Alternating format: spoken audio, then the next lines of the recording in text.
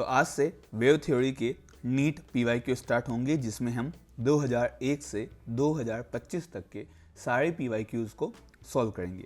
इसमें हम Doppler effect use में नहीं ले रहे हैं, क्योंकि नीट ने डॉपलर इफेक्ट अपने सिलेबस से हटा दिया था। ठीक है, तो चलिए 2001 में आया हुआ क्वेश्चन देखते हैं। If the tension and diameter of sonometer wire of fundamental frequency n is doubled and density is halved, then its fundamental frequency will become। आपको ये पूछा गया है कि एक सोनोमीटर वायर जिसकी फंडामेंटल फ्रीक्वेंसी n है, अगर उसके टेंशन और डायमीटर को तो डबल कर दें और डेंसिटी को हाफ कर दें तो फंडामेंटल फ्रीक्वेंसी कितनी हो जाएगी। आपको सोनोमीटर वायर के लिए फंडामेंटल फ्रीक्वेंसी पूछी गई है, उसकी कुछ फिजिकल क्वांटिटीज़ में चेंज करके। तो देखिए, फंडामेंटल फ्रीक्वेंसी का हमारे पास फॉर्मूला होता है 1/2L√T/μ, जहाँ म्यू क्या होता है, मास पर यूनिट लेंथ। इसी फॉर्मूला को हम मॉडिफाई कर सकते हैं 1/2L√T/πr²ρ, जहाँ ρ क्या होगा, इसकी डेंसिटी, r इसकी रेडियस। ठीक है, अब आपसे क्या क्या कहा गया है, तो आपसे कहा गया है कि जो नई टेंशन है वो पुरानी टेंशन की डबल है, टेंशन को डबल कर दिया, डायामीटर को भी पुराने से डबल कर दिया। डायामीटर को डबल करेंगे तो रेडियस भी क्या हो जाएगी बेटा, डबल हो जाएगी। और डेंसिटी जो है वो इनिशियल की क्या हो चुकी है, हाफ हो चुकी है। ठीक है, तो ये न्यू वैल्यूज आपको यहाँ रखनी है। तो n डैश आपको मिल जाएगा 1/2L, L में हमने कोई चेंज नहीं किया था। टेंशन होगी 2T, पाई यहाँ पर बन जाएगा 2r का होल स्क्वायर ρ/2। ठीक है, तो ये बना 1/2L√2T/4πr² अब यहाँ पर हम क्लियरली देख सकते हैं कि 4 से 4 आपके पास कैंसिल होगा, ये बनेगा 1/2L√T/πr², जो कि n की ही वैल्यू थी, जो कि फंडामेंटल फ्रीक्वेंसी जो पहले थी n, उसी की वैल्यू है। तो इसका मतलब n डैश भी, जो नई फ्रीक्वेंसी है, वो भी किसके इक्वल आ जाएगी, वो भी इनिशियल फ्रीक्वेंसी n के ही इक्वल आएगी। तो ऑप्शन हो जाएगा हमारे पास सी इज द राइट आंसर। ठीक है, चलिए अगला क्वेश्चन देखते हैं। 2001 का ही क्वेश्चन है। Two waves having equation x1 = a sin ωt - kx + phi1, x2 = a sin ωt - kx + phi2। If in the resultant wave the frequency and amplitude remains equal to amplitude of superimposing waves, then the phase difference between them is। Question में आपको कहा गया है कि आपके पास दो waves हैं जिनकी इक्वेशन हमें गिवन है। इसमें इन दोनों ही वेव्स को हमने सुपरपोज किया है। सुपरपोज करने के बाद जो रिजल्टेंट वेव मिली उसकी फ्रीक्वेंसी और एम्पलीट्यूड एज इट इज़ रहता है जैसे कि इन सुपर इम्पोजिंग वेव्स का था। मतलब आपके पास अगर इन दोनों में फ्रीक्वेंसी f है तो रिजल्टेंट की फ्रीक्वेंसी भी f रहेगी, इन दोनों का एम्पलीट्यूड a है तो रिजल्टेंट का एम्पलीट्यूड भी a ही रहेगा।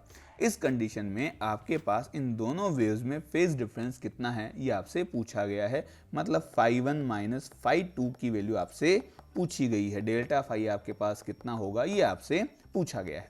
तो देखिए, हमें ये कहा गया है कि रिजल्टेंट एम्पलीट्यूड सेम है जो पहले था। ठीक है, मतलब जो रिजल्टेंट एम्पलीट्यूड का हमारे पास फॉर्मूला होता है 2a1 + cos डेल्टा फाई, इसकी वैल्यू कितनी है, a है। ठीक है, रिजल्टेंट एम्पलीट्यूड की वैल्यू कितनी है, a है। दोनों साइड a से a कैंसिल हो जाएगा। यहाँ से 1 + cos डेल्टा फाई आपको मिलेगा 1/2, तो cos डेल्टा फाई आपको मिल जाएगा 1/2 - 1 मीन्स -½ और cos की वैल्यू -½ होती है 2π/3, मतलब 120 डिग्री पर। 2π/3 रेडियन या 120 डिग्री आपके पास एंगल आपको मिलना चाहिए। तो ऑप्शन कौन सा हो जाएगा, ऑप्शन हो जाएगा हमारे पास बी ऑप्शन। ठीक है, चलिए अगला क्वेश्चन भी 2001 का ही है। 2001 में आया हुआ क्वेश्चन है कि the equation of wave is represented by y = 10⁻⁴ sin 100t - x/10 मीटर, then the velocity of wave will be।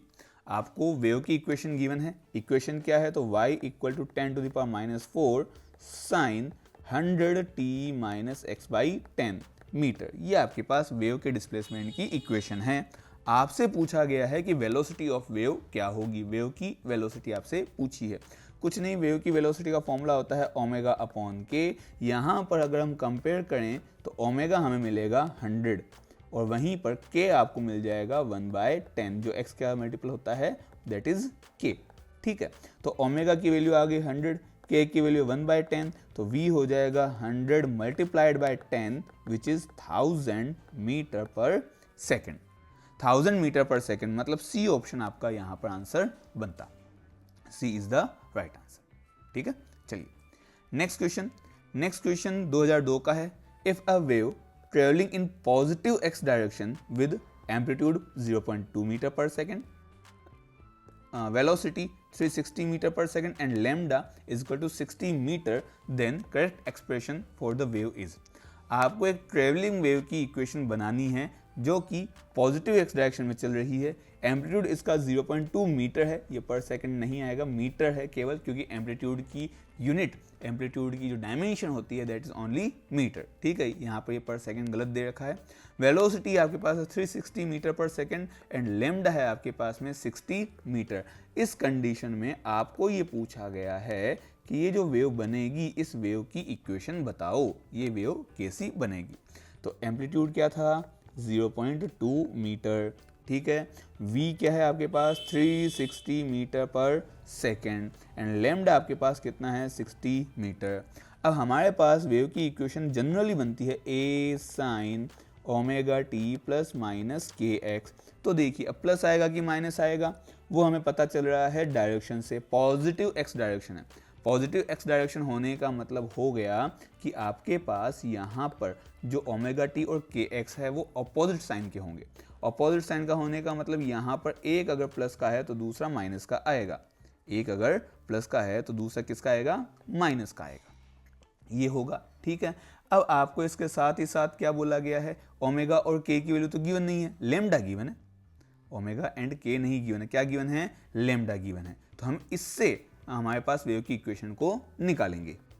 ठीक है, तो देखिए कैसे निकाल सकते हैं, ये बनेगा a साइन ओमेगा को हम लिख सकते हैं 2 pi F T minus 2 pi by lambda X. भाई ओमेगा होता है 2 पाई एफ एंड के होता है 2 पाई बाय लैम्डा। यहां से हमने 2 पाई को कॉमन लिया है, ब्रैकेट में बच जाएगा आपके पास में F T minus x by lambda.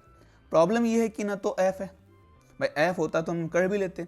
तो हमें पता है कि वेलोसिटी होती है एफ लैम्डा, तो एफ हो जाएगा वी बाय लैम्डा। वी कितना 360, लैम्डा कितना 60, तो एफ आ जाएगा आपके पास 6 हर्ट्ज। फ्रीक्वेंसी क्या आ जाएगी हमारे पास 6 हर्ट्ज की फ्रीक्वेंसी आ जाएगी। तो यहाँ से y बना a की जगह 0.2 साइन 2 पाई, f की जगह फ्रीक्वेंसी कितनी है 6 hertz, t minus x upon 60, lambda की वैल्यू 60 थी 60 थी। इक्वेशन क्या बनी y equal to 0.2 sine 2 pi 6t minus x upon 60, 0.2 sine 2 pi 6t minus x upon 60। Option C same answer हमें दिख रहा है, तो इसमें ऑप्शन सी ही आपका आंसर हो जाएगा 0.2 sine 2 pi 6t minus x upon 60, x upon 60। ठीक है, ये 2002 का क्वेश्चन था, डाटा देकर वेव की इक्वेशन बनानी थी, इस तरह से हम बना सकते हैं। नेक्स्ट पे चलते हैं। नेक्स्ट 2004 का क्वेश्चन है, the phase difference between two waves represented by y1 equal to 10 to the power minus 6 sine 100t plus x upon 50 plus 0.5 meter, y2 equal to 10 to the power minus 6 cos 100t plus x upon 50 meter, where x is expressed in metre and t is expressed in second, is approximately. आपको दो waves की displacement की equation given है y1 and y2।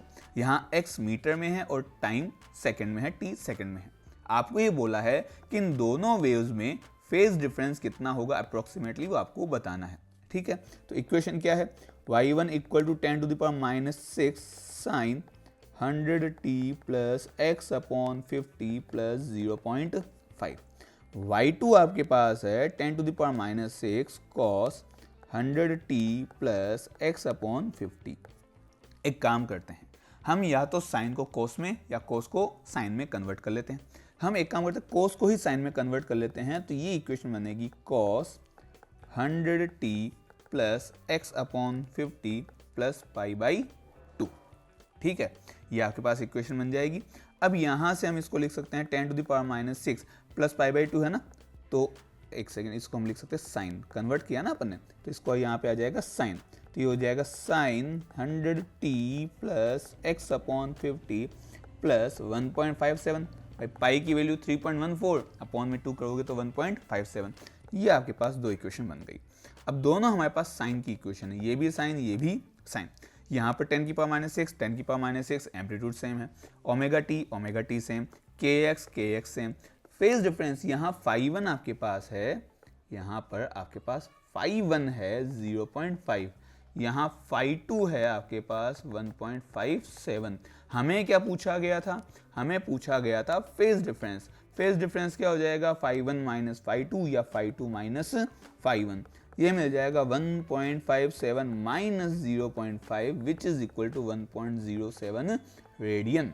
1.07 आपका यहाँ पर answer होगा। 1.07 मतलब ऑप्शन कौन सा हो गया? ऑप्शन हो जाएगा ए ऑप्शन। ठीक है, चलिए अगला क्वेश्चन देखते हैं। 2005 में आया हुआ question. A point source emits sound equally in all directions in a non-absorbing medium. 2 points P and Q are at distances 2 meter and 3 meter respectively from the source. The ratio of intensities of the waves at P and Q. आपको ये बोला गया है कि एक point source है जो कि हर एक पॉसिबल डायरेक्शन में साउंड को इमिट करता है। अब ये जो मीडियम है वो नॉन एब्जॉर्बिंग है, मतलब साउंड को एब्जॉर्ब नहीं करेगा। इस मीडियम में दो पॉइंट है P और Q जो कि उस सोर्स से रेस्पेक्टिवली 2 मीटर और 3 मीटर की डिस्टेंस पर है। आपको इन दोनों पॉइंट्स पर इंटेंसिटीज का रेशियो पूछा गया है। हमारे पास जो इंटेंसिटी होती है उसका फॉर्मूला होता है पावर अपॉन एरिया। ठीक है, पावर पर यूनिट एरिया। मतलब हम ये कह सकते हैं कि इंटेंसिटी इन्वर्सली प्रोपोर्शनल होती है एरिया के, या हम ये भी कह सकते हैं इन्वर्सली प्रोपोर्शनल टू डिस्टेंस के स्क्वायर के। तो अब जब इंटेंसिटी डिस्टेंस के स्क्वायर के इन्वर्सली प्रोपोर्शनल है, that means I1 upon I2 is equal to R2 by R1 का स्क्वायर। R2 कितना था हमारे पास? तो R2 हमारे पास था 3 मीटर, R1 है 2 मीटर, तो ये बन जाएगा 3 मीटर अपॉन 2 मीटर का होल स्क्वायर। 3 अपॉन 2 का होल स्क्वायर मतलब 9/4। आंसर क्या आएगा? 9/4। ये आपका आंसर आएगा सी ऑप्शन। ठीक है, चलिए अगला क्वेश्चन भी देख लेते हैं। 2006 का आया हुआ क्वेश्चन है, थ्योरेटिकल है। Which one of the following statement is true? निम्न में से कौन सा कथन सत्य है? इनमें से कौन सा स्टेटमेंट सही है, ये आपसे पूछा गया है। First, both light and sound waves can travel in vacuum. ऐसा नहीं होता, लाइट वेव्स तो वैक्यूम में ट्रेवल कर सकती है, लेकिन साउंड वेव होती है मैकेनिकल वेव। ये कौन सी वेव है? मैकेनिकल वेव है, और मैकेनिकल वेव्स को मीडियम की रिक्वायरमेंट होती है। यहाँ पर वैक्यूम साउंड के लिए डेंसेस्ट मीडियम का काम करेगा, तो उसमें साउंड वेव कभी भी प्रोपेगेट नहीं कर पाएगी। ठीक है, तो फर्स्ट स्टेटमेंट गलत है। Both light and sound waves in air are transverse. Air में साउंड और लाइट ट्रांसवर्स होती है। साउंड यहाँ पर आपके पास में लॉन्गिट्यूडनल वेव होती है। साउंड कैसी होती है? लॉन्गिट्यूडनल वेव होती है, ट्रांसवर्स नहीं होती। नेक्स्ट आपको दे रखा है the sound waves in air are longitudinal while the light waves are transverse. ये हमने अभी जस्ट पहले बोला है कि साउंड वेव्स कैसी होती है? लॉन्गिट्यूडनल। लाइट कैसी होती है? ट्रांसवर्स होती है। तो आपका ये सी ऑप्शन ही राइट आंसर बनेगा। यही एक स्टेटमेंट है जो ट्रू है, जो सही है। ठीक है, next, both light and sound waves in air are longitudinal. अभी हमने बताया है कि जो लाइट है वो ट्रांसवर्स होती है, इसने बोला है लॉन्गिट्यूडनल है, जो कि गलत है। ठीक है, चलिए सिंपल सा क्वेश्चन था। अगले क्वेश्चन पे चलते हैं। नेक्स्ट क्वेश्चन है 2006 में ही आया हुआ है। A transverse wave propagating along x-axis is represented by y equal to 8 sin 0.5 pi x minus 4 pi t minus pi by 4, where x is in meter and t is in second. The speed of the wave is. एक transverse wave जो कि x direction में जा रही है, उसके लिए equation आपको गिवन है। x मीटर में और t यहाँ पर सेकंड में है। आपसे स्पीड ऑफ वेव पूछी गई है, वेलोसिटी ऑफ वेव आपसे पूछी गई है। तो y इक्वल टू हो गया 8 sine 0.5 pi x minus 4 pi t minus pi by 4। इसको हम कंपेयर करते हैं a साइन के x minus omega t plus minus 5 से। तो जैसे ही आप कंपेयर करोगे आपको दिख रहा होगा k की जगह 0.5 है, 0.5 पाई है, ओमेगा की जगह 4 पाई है।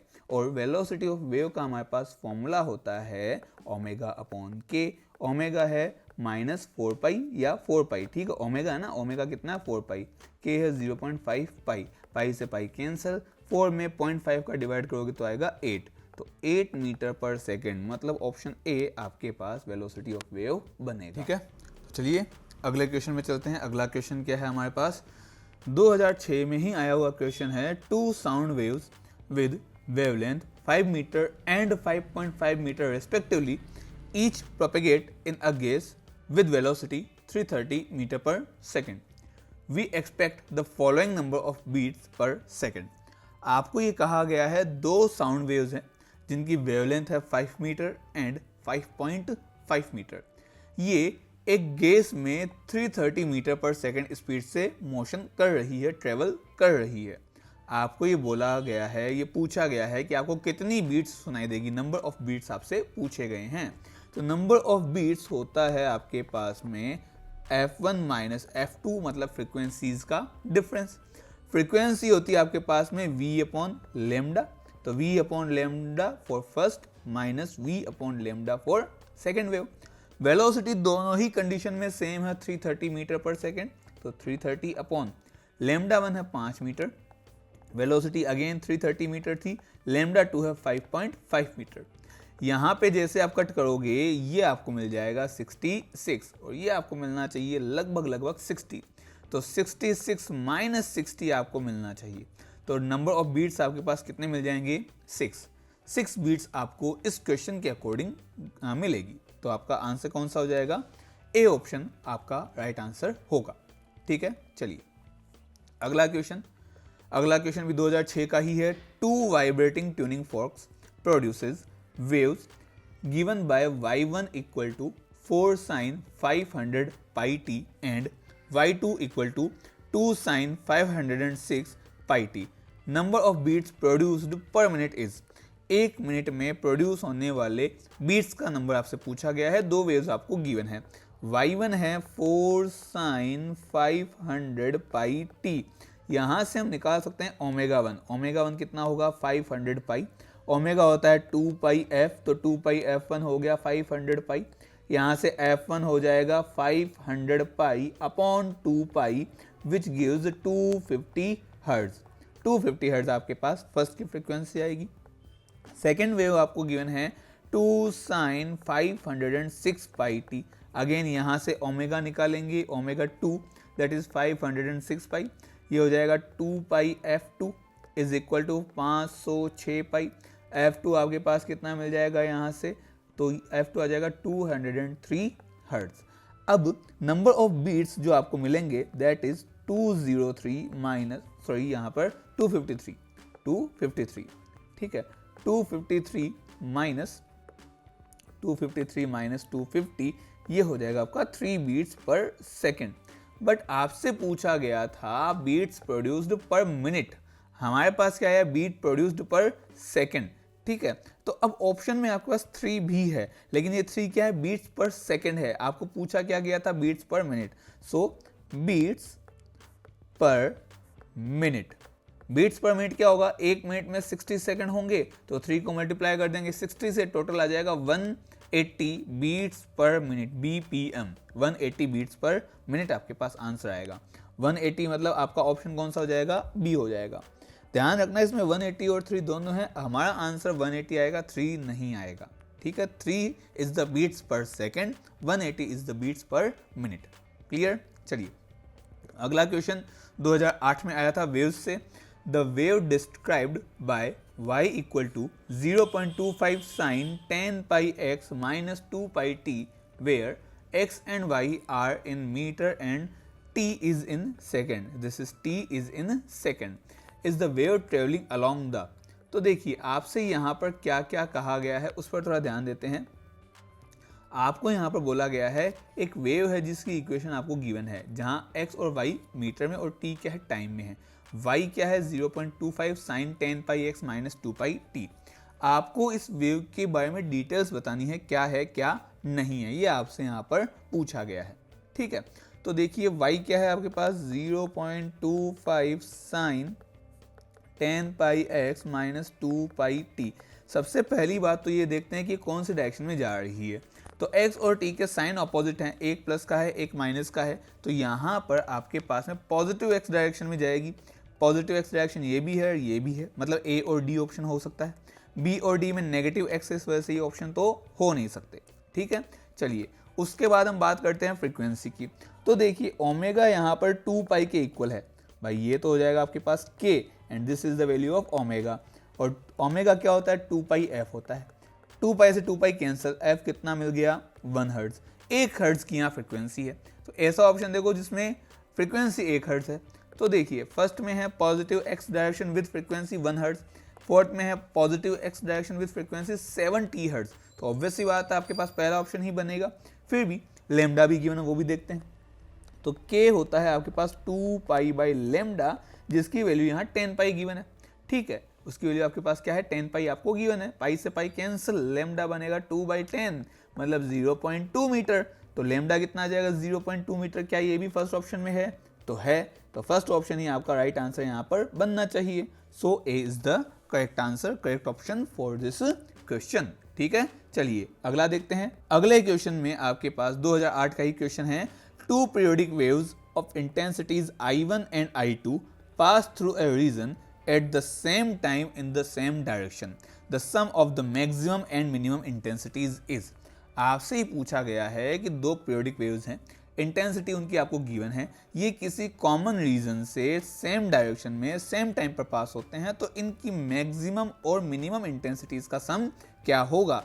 तो देखिए हमारे पास जो रिजल्टेंट इंटेंसिटी होती है उसका फॉर्मूला होता है I1 plus I2 plus 2√I1I2 cos of phi. ठीक है, अब आपसे यहाँ पर ये कहा गया है कि मैक्सिमम और मिनिमम इंटेंसिटी बतानी है। आई मैक्सिमम के लिए कोस की वैल्यू मैक्सिमम होनी चाहिए, तो आपके पास मिलेगा I1 plus I2 plus 2√I1I2। कोस की मैक्सिमम वैल्यू जो हो जाती है that is always equal to 1। ठीक है, आई मिनिमम में आपके पास कोस थीटा कैसा चाहिए होगा, मिनिमम चाहिए होगा। तो I1 plus I2 plus 2√I1I2 cos theta की, कोस फाई की मिनिमम वैल्यू क्या होती है -1।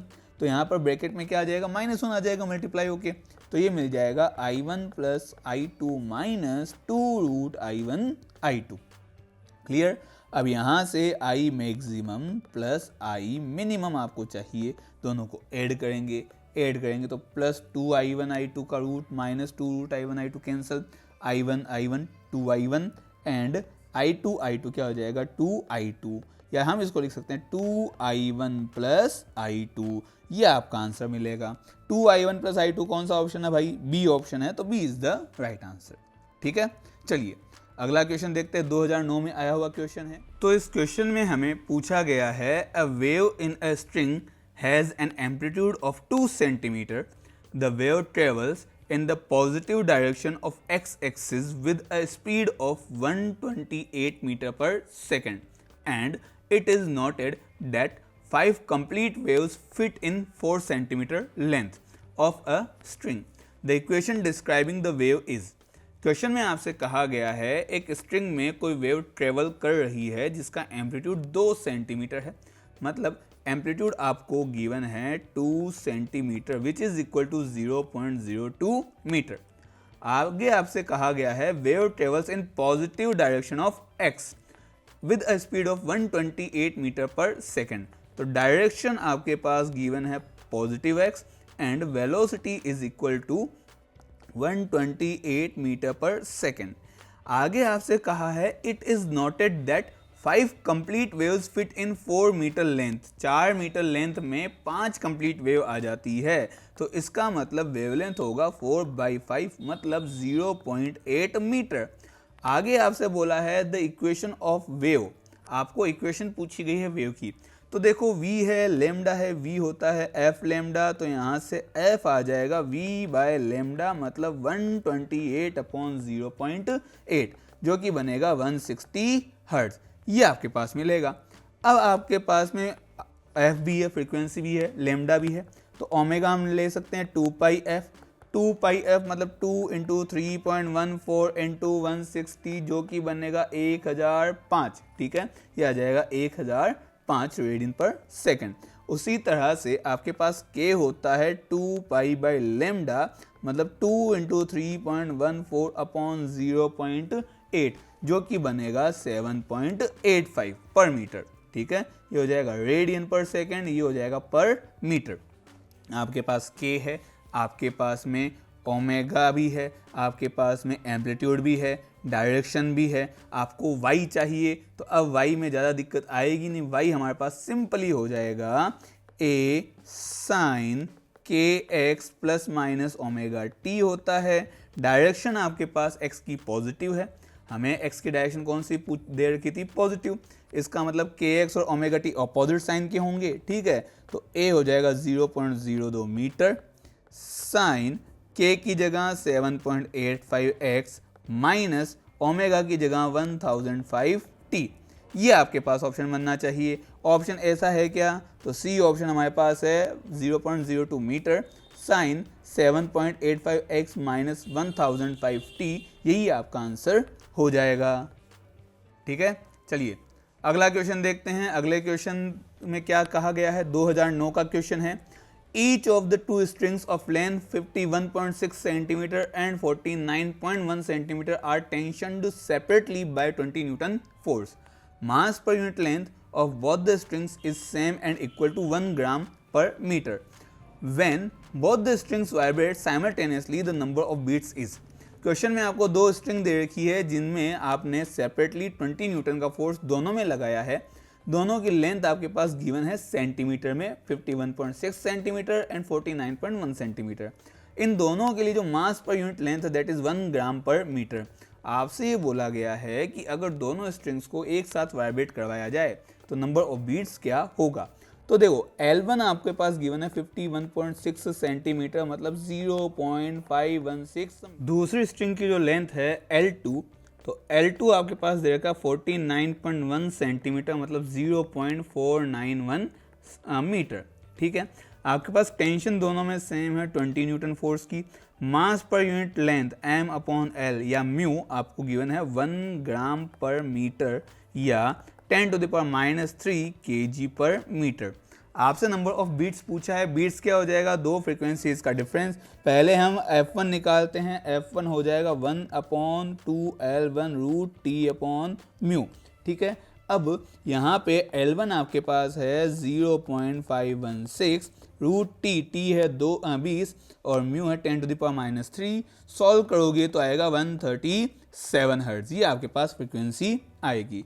सिमिलरली f2 अगर निकालना है 1/2L2 root t upon mu 1 upon यहाँ बन जाएगा 2 इंटू 0.491 रूट 20 अपॉन 10⁻³ ये मिलेगा 144 हर्ट्ज।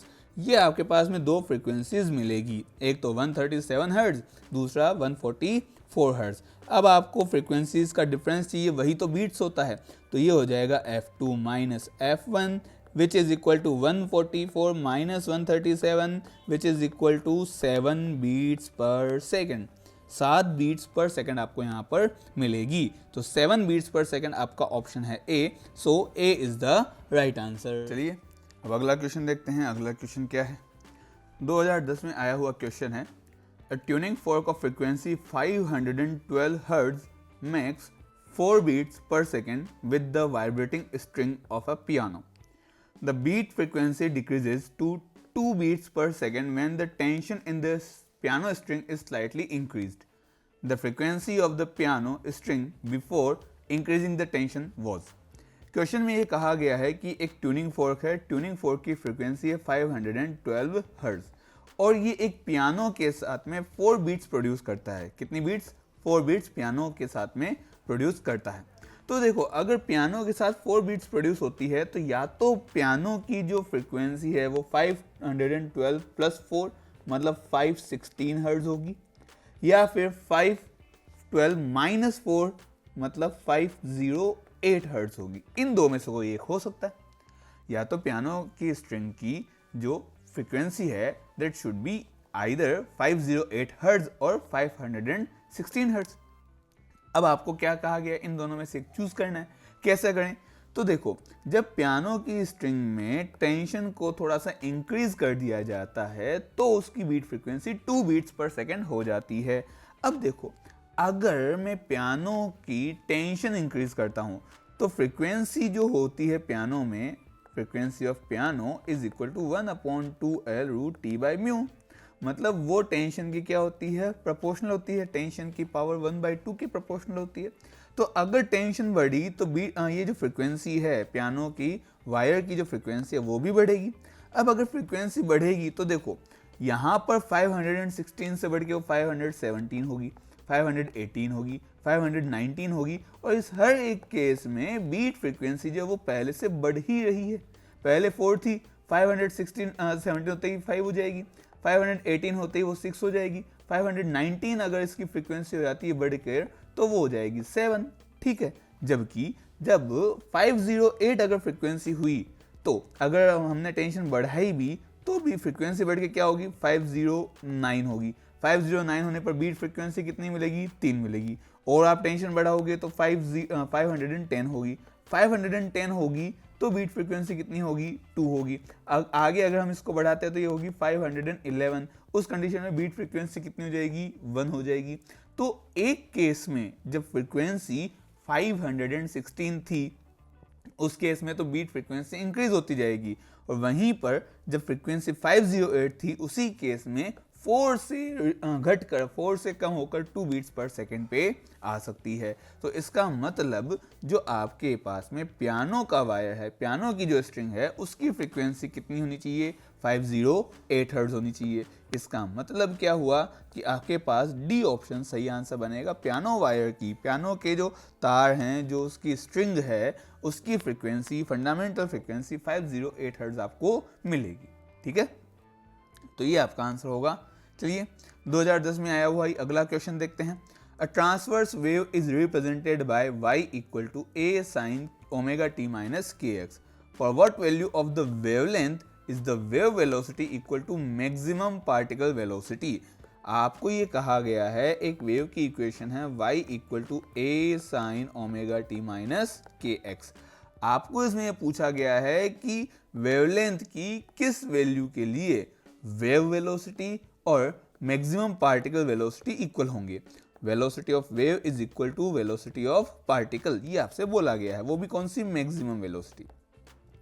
वेलोसिटी ऑफ वेव होती है ओमेगा अपॉन के, और velocity of particle maximum velocity होती है ए ओमेगा। तो ओमेगा से ओमेगा तो कैंसिल हो गया, यहाँ से 1 अपॉन के बना आपके पास ए, तो यहाँ से के मिलेगा 1 अपॉन ए।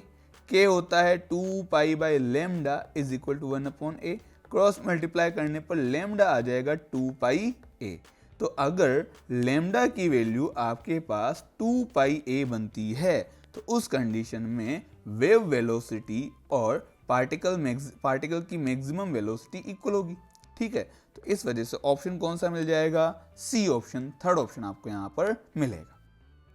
ठीक है, चलिए 2011 मेंस का क्वेश्चन है। 2 identical piano wires kept under the same tension T have a fundamental frequency of 600 Hz. The fractional increase in the tension of one of the wire which will lead to occurrence of 6 beats per second when both the wires oscillates together would be। आपको ये कहा गया है 2 identical piano wire है जिनमें tension same है। Tension same होने के साथ साथ इनकी जो फंडामेंटल फ्रीक्वेंसी वो 600 हर्ट्ज है। अब किसी एक पियानो वायर की, 2 थे तो किसी एक पियानो वायर की टेंशन में फ्रैक्शनल इंक्रीमेंट कितना हो ताकि जो बीट फ्रीक्वेंसी हो 6 आपको मिल सके। तो देखिए पियानो वायर के लिए फ्रीक्वेंसी का फॉर्मूला होता है 1/2L√T/μ। ठीक है, अब हम फ्रैक्शनल चेंज की बात करते हैं तो डेल्टा एफ अपॉन एफ आपके पास आ जाएगा 1/2 डेल्टा T/T। ठीक है, 1/2 डेल्टा T/T। डेल्टा एफ क्या है, चेंज इन फ्रीक्वेंसी। जो चेंज इन फ्रीक्वेंसी होगा वही बीट होगा, तो बीट कितने मिले आपको, 6। तो change in frequency 6 hertz upon initial frequency 600 hertz equal to 1/2 delta T upon T। आपसे पूछा था fractional change in tension delta T upon T, ये बन जाएगा, देखिए यहाँ से 6 से 600 कटा 100 टाइम, ठीक है, तो ये आपके पास वैल्यू क्या बन गई, ये बन गई 2/100 मतलब 0.02। 0.02 मतलब ऑप्शन कौन सा हो गया अपने पास, बी ऑप्शन अपना आएगा। ठीक है, चलिए अगला क्वेश्चन 2011 नीट का है। Sound waves travel at 350 meter per second through a warm air and at 3500 meter per second through brass. The wavelength of a 700 Hz acoustic wave as it enters brass from warm air is। आपको ये बताना है कि आपके पास sound wave दे रखी है जो कि गर्म हवा में तो 350 मीटर पर सेकंड से और ब्रास में 3500 मीटर पर सेकंड की स्पीड से गुजरती है। अब यहाँ पर जो फ्रीक्वेंसी है वो 700 हर्ट्ज है। आपको ये बताना है कि दोनों ही मीडियम में, मतलब एक तो वार्म एयर में एक ब्रास में, दोनों में वेवलेंथ का रिलेशन क्या है। ठीक है, तो देखिए हमारे पास फ्रीक्वेंसी तो सेम ही रहती है क्योंकि वो सोर्स पर डिपेंड करती है। तो frequency in brass is equal to frequency in warm air. ठीक है, फ्रीक्वेंसी इन ब्रास, फ्रीक्वेंसी क्या होती है, वेलोसिटी अपॉन वेवलेंथ। तो velocity in brass upon wavelength in upon wavelength in brass is equal to velocity in air upon wavelength in air, lambda in air, lambda in air. Velocity in brass है 3500, velocity in air है 350।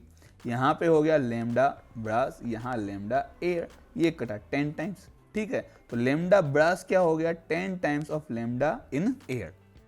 तो अब आपसे पूछा क्या था कि the wavelength of 700 hertz acoustic wave as it enters brass from warm air. जब ये गर्म हवा से, वार्म एयर से ब्रास में एंटर होती है तब वेवलेंथ पर क्या इफेक्ट पड़ता है। तो देखिए 10 टाइम्स बढ़ चुकी है। जो ब्रास में वेवलेंथ है that is 10 times of wavelength in air.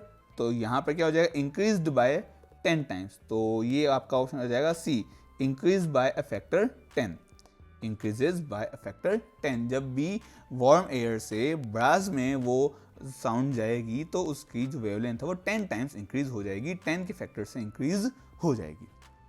Clear, चलिए आगे देखते हैं 2011 का ही क्वेश्चन है। Two waves are represented by the equation y1 equal to a sin omega t plus kx plus 0.57 metre and y2 equal to a cos omega t plus kx metre where x is in metre and t, यहाँ पर t है, t is in second, t is in second.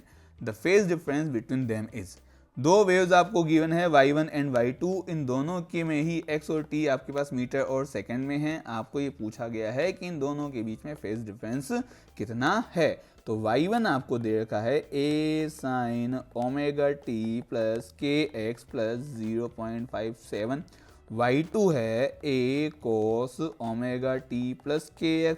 अब एक तो sign का function है, एक कोस का है, दोनों को सेम में कन्वर्ट कर लेते हैं। सेम मतलब साइन में ही कर लेते हैं, तो साइन कोस को साइन में करेंगे तो omega t plus kx plus क्या बन जाएगा, पाई बाई 2, 90 डिग्री ऐड हो जाएगा। 90 डिग्री पाई बाई 2 ऐड किया तो ये बना omega t plus kx plus 1.57, ये आपका हो गया y2। अब एक में आपके पास में φ1 है 0.57, सेकंड में φ2 है 1.57, दोनों का डिफरेंस आपको पूछा गया है। ठीक है, तो फेज डिफरेंस आपके पास हो जाएगा φ2 माइनस φ1 मतलब 1.57 माइनस 0.57, तो ये आपको मिल जाएगा 1.0 रेडियन। तो ऑप्शन कौन सा आ जाएगा बेटा, ए ऑप्शन आपके पास राइट आंसर आ जाएगा। 1 रेडियन का यहाँ फेज डिफरेंस आपको मिलेगा। तो अब 2011 के बाद अगले क्वेश्चन पे चलते हैं जो कि 2012 मेंस का, IIT मेंस का क्वेश्चन है। The equation of a simple harmonic wave is given by y equal to 3 sin pi by 250t minus x, where x and y are in meter and t is in seconds. The ratio of maximum particle velocity to the wave velocity is। Question में आपको एक simple harmonic wave की equation दे रखी है। Wave की equation क्या है, y equal to 3 sin pi by 250t minus x, ये इक्वेशन आपको गिवन है। बोला क्या गया है कि यहाँ पर ratio of maximum particle velocity, maximum particle velocity मतलब वीपी मतलब ए ओमेगा, और वेव वेलोसिटी, वेव वेलोसिटी क्या होती है बेटा, तो वी डब्ल्यू होती है ओमेगा अपॉन के, इन दोनों का रेशियो बताना है। इन दोनों का क्या बताना है अपने को? रेशियो बताना है। तो देखिए V P upon V omega V W is equal to A omega upon omega upon K. Omega से ओमेगा कैंसिल, ये बन जाएगा ए के। ये क्या बन जाएगा? ए के। ठीक है, ये अपना आंसर मिलेगा। अब ए की और के की वैल्यू रख देते हैं। ए कितना है हमारे पास? तो ए की जगह 3 है और के की जगह π/2 है, तो ये बन जाएगा 3 और के की जगह बना π/2। बस यही अपना आंसर है, यही अपना आंसर हो जाएगा 3 π/2। यहाँ पर अगर किसी को कंफ्यूजन है कि सर ये के की जगह π/2 कैसे आया, तो इस इक्वेशन को हम मॉडिफाई कर सकते हैं 3 sin 50/2 पाई t माइनस π/2x। ठीक है, यहाँ पर आपके पास ये तो बन जाएगा ओमेगा और ये आ जाएगा आपका के। तो के की वैल्यू क्या है? π/2। तो आपका आंसर आएगा 3 π/2, मतलब ऑप्शन बन जाएगा आपके पास बी ऑप्शन। ठीक है, चलिए next question. Two sources of sound placed closed to each other are emitting progressive waves given by y1 equal to 4 sin 600 pi t and y2 equal to 5 sin 608 pi t. An observer located near these two sources of sound will hear. तो इसमें दो sound sources को एक दूसरे के आसपास रखा गया है जिनसे दो प्रोग्रेसिव वेव निकल रही है। इन प्रोग्रेसिव वेव की इक्वेशन y1 एंड y2 की फॉर्म में है। आपको ये कहा गया है कि इन दोनों सोर्सेस के पास एक ऑब्जर्वर है, उसको क्या सुनाई देगा। अब यहाँ पर यह भी कहा गया है ऑप्शंस में कि beats and waxing and waning के बीच में इंटेंसिटी का रेशियो है, मतलब मैक्सिमम और मिनिमम इंटेंसिटी का रेशियो भी है और बीट्स भी है। तो हमें बेसिकली बीट्स निकालनी है और इंटेंसिटी का रेशियो फाइंड आउट करना है। तो देखिए आपके पास जो दो वेव्स की इक्वेशन है, एक तो है आपके पास में y1 is equal to 4 sin 600 pi t, second है y2 equal to 5 sin 608 pi t। इन दोनों ही इक्वेशन में हमारे पास ओमेगा गिवन है। ओमेगा है 600 पाई एंड ओमेगा 2 हो जाएगा 608 पाई। यहाँ से ओमेगा 1 है 600 पाई, इसका मतलब 2 पाई f1 हो गया 600 पाई, इसका मतलब f1 हो जाएगा 300 हर्ट्ज। ये आपके पास फ्रीक्वेंसी हो जाएगी फर्स्ट वेव के लिए। सेकेंड वेव के लिए ओमेगा 2 आपके पास है 608 पाई, इसका मतलब 2 pi f2 is equal to 608 पाई। यहाँ से फ्रीक्वेंसी ऑफ सेकेंड वेव आ जाएगी आपके पास में 304 हर्ट्ज। आपके पास दोनों वेव्स की फ्रीक्वेंसी आ गई, तो आप दोनों वेव्स में फ्रीक्वेंसी का डिफरेंस मतलब बीट निकाल सकते हो f2 माइनस f1। f2 था 304 माइनस f1 है 300 which is equal to 4 beats पर सेकेंड। तो 4 बीट्स आपको मिलेगा। तो 4 बीट्स में ऑप्शन कौन कौन से हैं? तो एक तो ए ऑप्शन है, एक डी ऑप्शन है। ए और डी में से अपना आंसर आएगा। ठीक है, अब आपसे क्या क्या पूछा है? इंटेंसिटी का रेशियो भी तो पूछा है। तो इंटेंसिटी का रेशियो हमारे पास हम निकाल सकते हैं I maximum and I minimum से। I maximum upon I minimum ये हो जाएगा a1 plus a2 upon a1 minus a2 का होल स्क्वायर। क्यों? क्योंकि maximum intensity a1 plus a2 के होल स्क्वायर के प्रोपोर्शनल होती है, एम्पलीट्यूड के स्क्वायर के प्रोपोर्शनल होती है। अब maximum amplitude a1 plus a2 होगा, इसी तरह से minimum amplitude a1 minus a2 होगा। इस वजह से I maximum upon I minimum is equal to maximum amplitude upon minimum amplitude का स्क्वायर।